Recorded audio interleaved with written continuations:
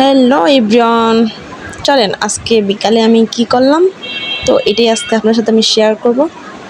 তো আজকে সারা দিন আমি কিছুই করি নাই, সারাদিন ঘরে বসে সময় কাটেছে। শরীরটা খুব একটা ভালো ছিল না, তো বিকাল টাইমে আজকে আমি রান্না করতে আসছি আর চেষ্টা করছি খুব সিম্পলভাবে রান্না করার, কারণ আমার শরীরটা একদমই ভালো না।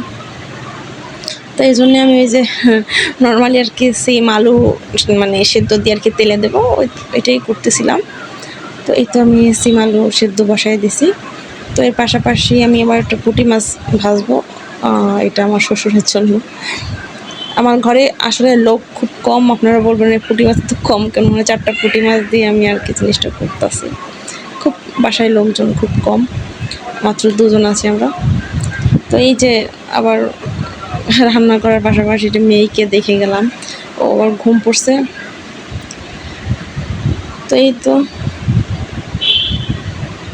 আর তো কিছুক্ষণ পরে আবার আমার ক্ষুধা লাগছে। তো এইটা আমার শ্বশুরে মেবি কালকে রাজবাড়ি গেছিলাম, তো ওইখানে একটা বিখ্যাত সন্দেশ, ইলিশের কী বলে, ইলিশের নতুন বেরোয়েছে, সবাই হয়তো অনলাইনে দেখছে। তো ওইটাই আর কি খাচ্ছিলাম। আর এদিকে তো আমার স্টানি ভেঙে গেছে, এটা আমার মেয়ে ভাঙছে, ওর জ্বালায় কিছুই থাকে না, একদম ভেঙে গেছে। আমার ভিডিও করতে কী ঝামেলা হয়। তো তারপর আর কি করব, রান্না বান্না চুলো দিয়ে।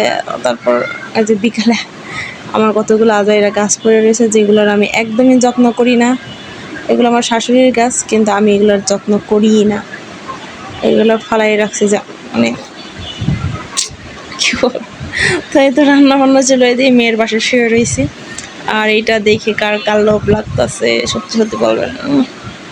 আমার তো দেখেই খাইতে ইচ্ছে কত, মজা।